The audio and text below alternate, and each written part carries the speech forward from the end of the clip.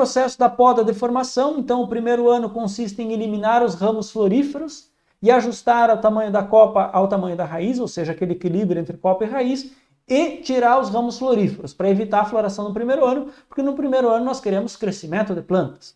Tá? Então eliminar os ramos finos abaixo de 30 centímetros, então deixar só os ramos acima e deixar de 3 a 4 ramos que vão nos dar origem às pernadas, que vão ser os ramos mais vigorosos na primeira estação.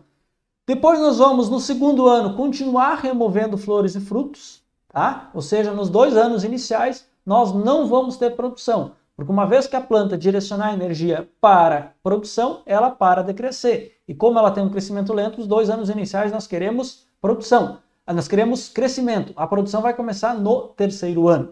Tá? No segundo ano em diante, então no segundo ano nós vamos podar esses ramos que nós deixamos, aqueles 4 ramos que nós deixamos, nós vamos encurtá-los a aproximadamente 40 a 50 centímetros de altura e vamos deixar com que dali surjam brotações. Em torno de 2 a 3 brotações por ramo, tá? Então nós vamos deixar, que é onde no ano seguinte vai começar a produção. Tá? Então vão originar em torno de 6 a 8 varas, e os ramos primários devem permanecer por até 6 anos. Então aquelas 4 pernadas iniciais, a cada mais ou menos 6 anos eu devo trocar por um ramo mais novo que surge a partir do brote da base da planta. Tá? E nós vamos substituir normalmente dessas pernadas de baixo, uma por vez, que é para poder manter a planta em produção.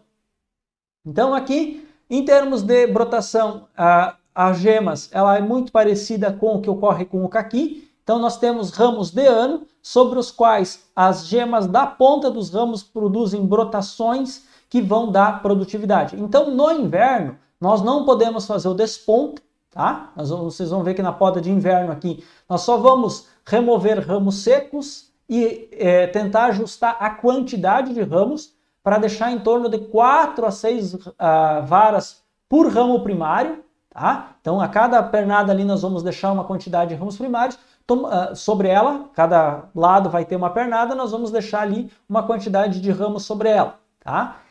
Vai frutificar então sobre os ramos que crescerem aqui, uma vez que ele produziu, a gente vai podar e selecionar um ramo que surgiu aqui vegetativo da base e que vai ter um vigor para... Então na poda de verão nós vamos eliminar os ramos que produziram, esses ramos que formaram flores aqui a partir da ponta, tá? E vamos selecionar na base desses ramos um broto que surgiu vigoroso para deixar para a produção do ano seguinte, para produzir os ramos de ano que no ano seguinte vão dar rebrotes para a produção. Tá? E aí que nós vamos ter tipos de ramos, então nós vamos ter os ramos normais, que são aqueles que surgem dessas gemas hibernantes. Aqui então vão surgir ramos que não crescem demais. Nós vamos ter ramos vigorosos que surgem lá na parte velha da planta, como chamados ladrões. E nós vamos ter os ramos antecipados, que são gemas formadas no mesmo ano, ou seja, o ramo cresce e às vezes ele pode brotar para a lateral e com isso dá uma bifurcação já no primeiro ano. Além disso, nós temos a polinização, como eu falei para vocês, ela é importante, nós temos para o aumento de produção, ou para nós termos uma alta produtividade, é necessário que em torno de 80% ou menos das flores frutifiquem. Para que a gente consiga isso, nós precisamos de uma boa polinização. A flor ela possui vários ovários que dão origem a várias sementes, então é necessário uma boa polinização, porque quanto mais sementes, maior crescimento de fruto nós vamos ter. E a estrutura floral ela não é favorável para a autopolinização pelo vento, que vai exigir com que essa polinização seja entomófila. Uma utilização aí em torno de 5 colmeias por hectare, quando as flores estiverem mais ou menos 25% abertas. Nós vamos ter os materiais aí do grupo Raibush, que são autoférteis, mas que a polinização cruzada aumenta o tamanho, como eu já comentei para vocês, o Solsterne Raibush ocorre a mesma coisa. Tanto que nos grupos SHB, que é o Solsterne Raibush, nós recomendamos aí o plantio de 2 ou mais cultivares, que a polinização cruzada vai permitir um aumento de produtividade, colocando ao menos uma fila de uma polinizadora a cada 10 filas da cultura da variedade principal. E as variedades aqui que são consideradas parcialmente autoférteis, que elas conseguem produzir sem polinização, mas têm uma menor produtividade, são a New Star, a Geo e a Bluebell, que daí já é um material, aqui a Bluebell é um material do grupo Ravitae, e os materiais autoestéreis aqui, que são parcialmente autoestéreis, como por exemplo, esses 2 materiais aqui, que elas não vão produzir se não tiver uma polinizadora, e aí o quadro é um pouco mais grave, exige necessariamente polinização para ter produção, praticamente. Tá?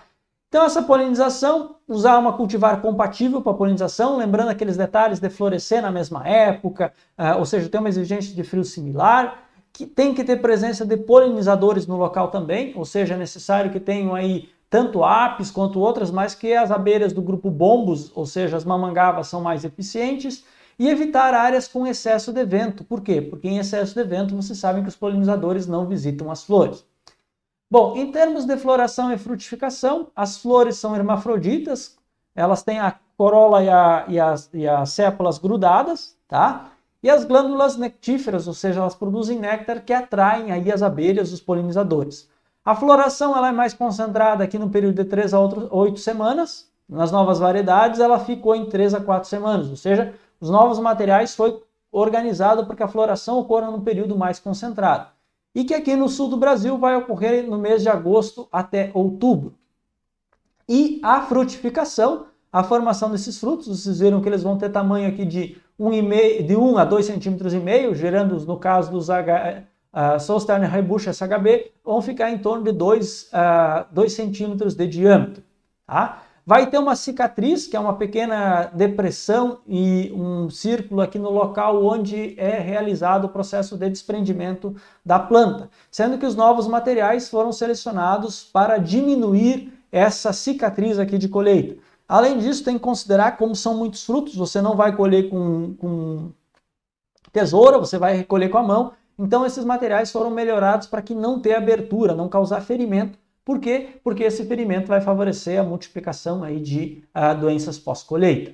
Então aqui só para vocês terem uma ideia de como é que ficam o processo de floração desses materiais, nós temos aqui desde materiais mais precoces, como por exemplo o Avante aqui, que vai florescer mais cedo, a Chicadia aqui também, que é bem mais precoce, porém as que vão produzir mais precoce, vai ser aqui a Snow Chaser, que vocês lembram, vai ter a Avante, que são os materiais mais precoces que vão aqui entra o processo de, vai ser aqui de 20 de janeiro, fevereiro, março, já está colhendo, ou seja, com 40 e poucos dias já está entrando em processo de produção. Então é possível nós pensarmos aqui em entrar no mês de outubro, setembro, outubro já com oferta no mercado desses materiais mais precoces, tá? Então aqui no oeste catarinense, se nós trabalharmos com materiais do grupo Rabitar, nós vamos ofertar ele no final de novembro, início de dezembro, começo de janeiro, e com os grupos HSB nós podemos pensar que até em setembro, quem sabe, nós colocar, em anos um pouco mais quentes, colocar eles no mercado. Tá? Isso aqui é para a condição do Polo Norte, tá, pessoal? No Polo Norte lá eles trabalham, então aqui é janeiro, aqui nós estaríamos em junho, tá? Então eles têm junho, julho, agosto, lá por setembro nós já podemos pensar em entrar com os materiais de alta precocidade no nosso mercado. Em termos de frutificação e comercialização, o ponto de colheita então ele é estabelecido quando a epiderme está azulada e com maturação uniforme, tá? A colheita deve ser realizada nas primeiras horas do dia, de preferência com frutos não molhados. A colheita deve ser realizada de 2 a 5 vezes por semana. O período de colheita numa variedade vai variar de acordo com as características, podendo ser de 3 a 4 semanas em variedades de período mais concentrado e de 3 a 8 nas variedades de distribuição maior de florada. Tá? As embalagens normalmente são comercializadas para o comércio in natura com em torno de 125 gramas, sendo que há uma possibilidade de aproveitar os demais frutos para o comércio congelado, embora a produção para o comércio de frutos congelados vai ficar em torno de 50% do valor dos frutos in natura, caindo bastante, então, em termos de valor para o consumo de frutas industriais, ou seja, para a indústria.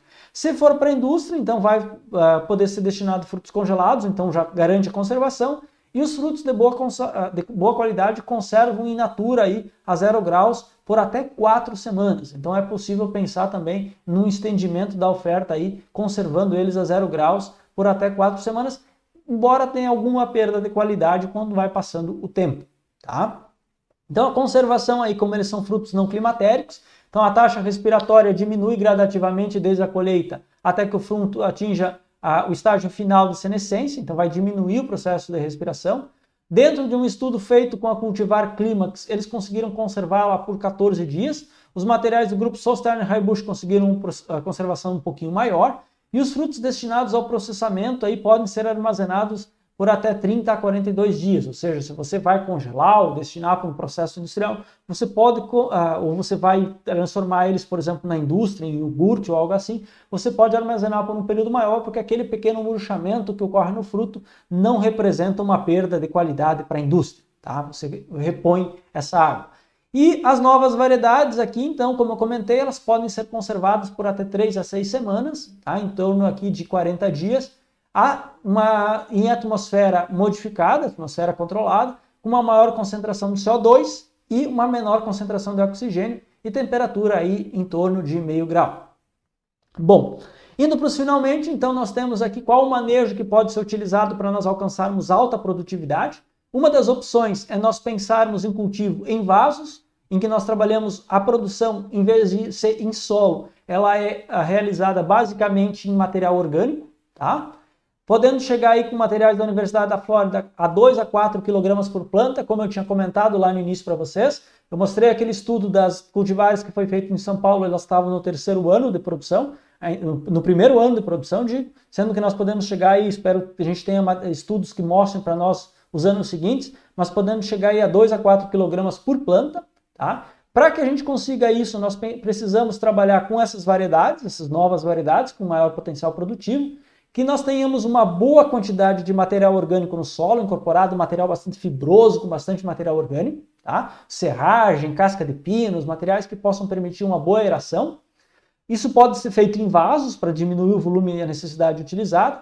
Uso de irrigação e fertirrigação, pensando que a própria irrigação e a fertirrigação tem que corrigir o pH da água, tentando trabalhar com pHs mais baixos, talvez usando vinagre ou produtos assim que possam ajudar, ou outros acidificantes que possam ajudar a reduzir esse pH da água para menos de 7, para em torno de 5, tá?